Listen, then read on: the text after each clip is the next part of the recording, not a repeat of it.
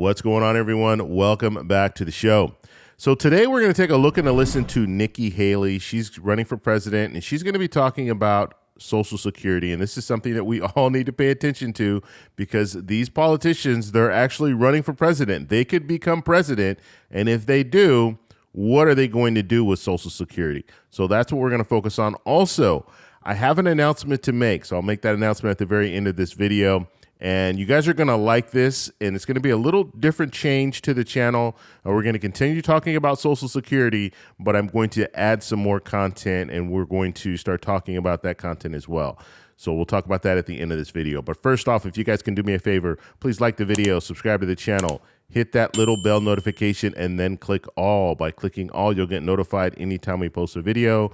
We do daily videos here, so by clicking the bell notification and clicking all, you should be getting updated every day.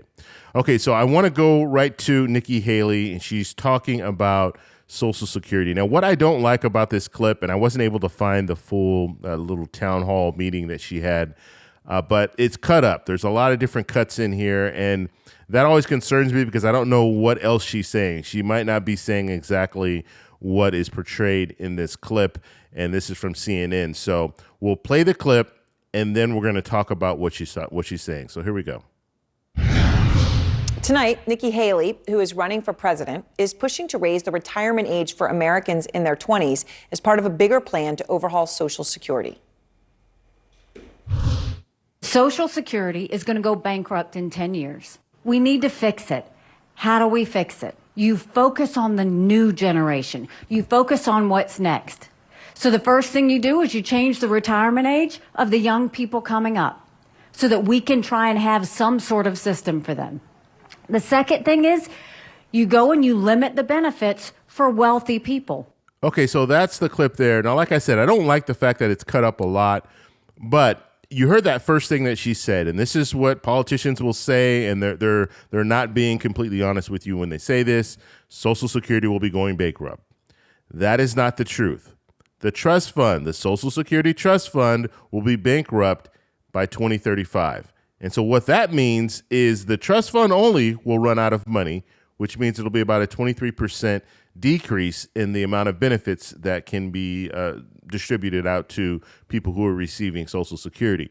So the whole program is not going bankrupt.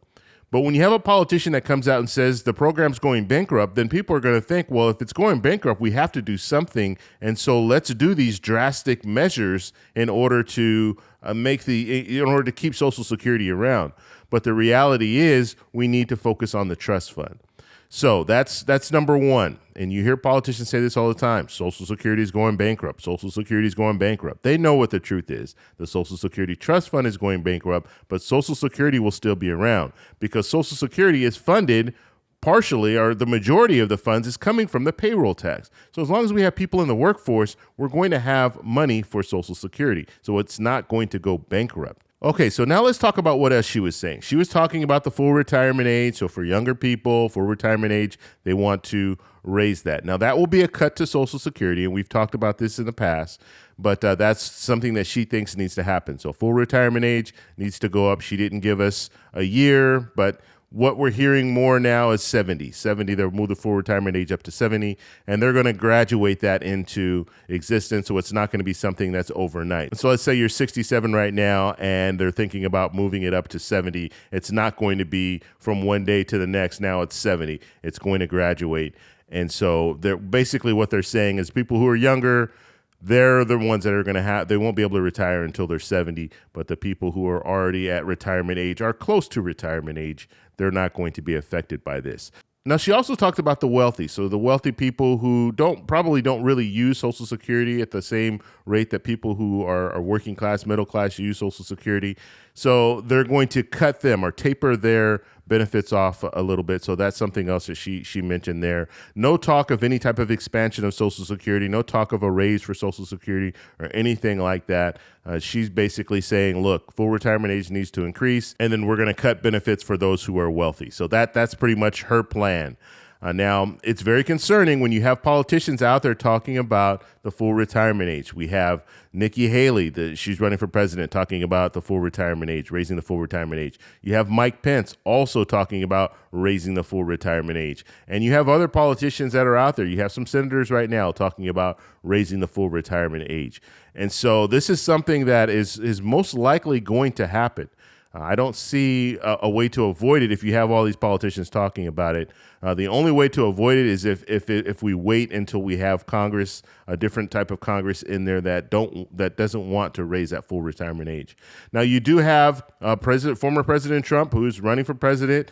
He is talking about not touching Social Security at all. So that's something to be noted. President Biden's also talking about not cutting Social Security at all.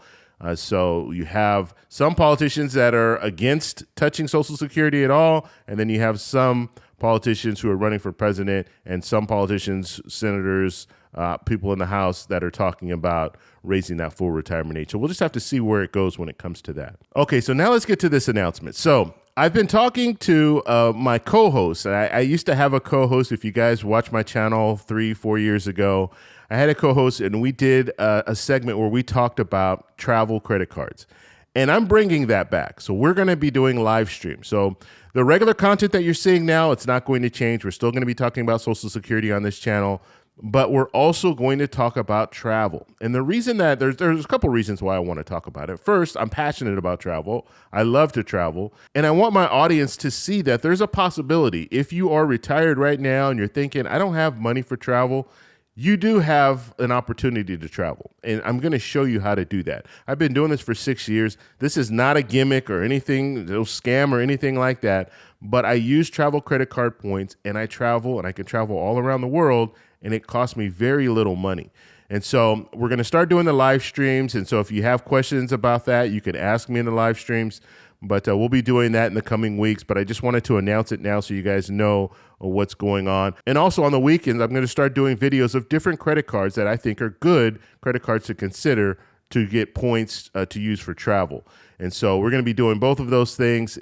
I'm excited about it because it's something that I've been talking about in the past, and I've always wanted to bring it back, but I kind of shied away from it because of the content that I was talking about at the time, stimulus checks and stuff like that, didn't go along with the travel credit cards. But now, if you're retired, this is the perfect opportunity for you to get into this and start earning points and using those points for travel. And now I'm not telling you to get a credit card and run up your credit card. I'm not saying that.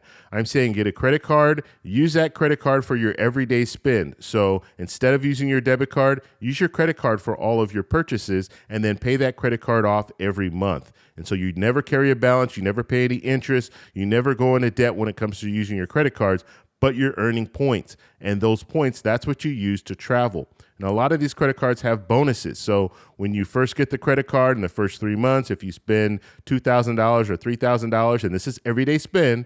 So let's just say, for example, you spend $1,000 a month on your expenses. So your debit card, you're using it, you spend $1,000 on it every month. Instead of doing that, you're using your credit card. And then every month, you spend that $1,000, you pay it off in full every month, and then you reach that sign-up bonus. And that sign-up bonus, let's say if you have to spend $3,000 within 3 months, you spent the $3,000 in that 3-month period, you get the sign-up bonus of 50,000 points. I'm just giving you an example. 50,000 points is equivalent to 2 round-trip tickets anywhere in the U.S. with the exception of Hawaii and Alaska. And so now if you want to see grandkids, family, friends, you have an opportunity to do that because you have those points. And it's pretty much free. All you're going to pay for is taxes and fees, and generally that is like $26. So a round-trip ticket, round-trip economy ticket for $26, and all you need to do is use those points. I've been doing this for 6 years. I'm telling you, it actually works, and I've been able to travel all around the world using this same method. So we're going to be talking more about this, and I'll be exposing you guys to some of these different credit cards because I think this is a good opportunity. But remember, this is not a system where you're using these credit cards and running up debt. That's not what you're doing. You're actually using the credit cards, paying them off every month, and just using those points for travel. That is the way that you use these credit cards, especially right now because we're looking at interest rates at all-time highs. And so you do not want to carry a balance on these credit cards. And if you're in a situation where you don't think that you can do that, then my first advice to you is if you have credit cards now, get them all paid off. So don't have any debt before getting into this. And then once you get into this, start paying it. If you have to pay it off every week, then pay it off every week if you think that that would work for you. When I first started, I actually started paying off every 2 weeks. And so I wasn't, every time I would get a paycheck, I would pay off my credit cards. That way that balance never got too high. But now I know my spending, and so every month I'm comfortable. I know, okay, this is about how much I'm spending every month, and so I just pay it off every month, and it's not a problem. But it's just like using your debit card. It's the same thing. But the only thing that you need to think about with your credit cards, and most people, when they think of credit cards, they think, okay, I don't have money in the bank, so I'm going to use my credit card. It's the opposite. What you need to be thinking about is, I have money in the bank, and I'm using this credit card only because I have money in the bank, and I know I'm going to be paying this off in full every month.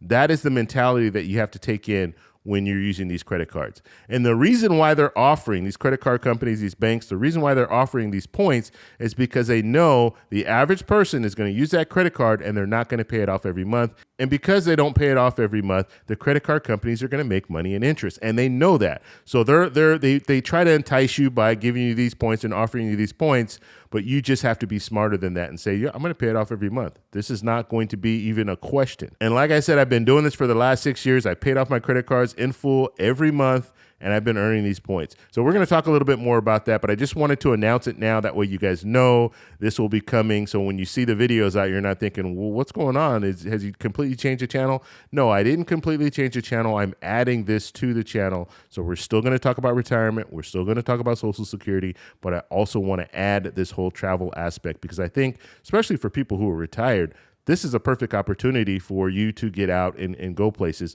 but it's hard. I understand if you're on a fixed income. I've been retired for a year. I'm on a fixed income now. So I really have to look at my finances before I think about traveling.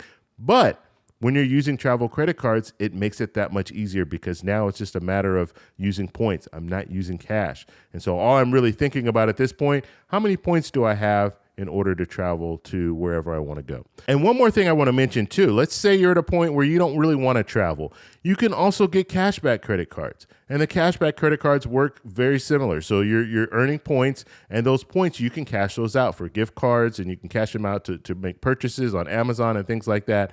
So it's not only just for travel, you can get credit cards that earn you points, and you can use those points to make purchases. Also, with the travel credit cards, you can do the same thing.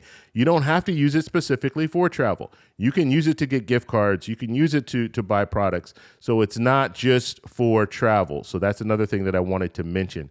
But all in all, this is a great opportunity for anyone who is disciplined enough to use their credit cards to pay them off every month.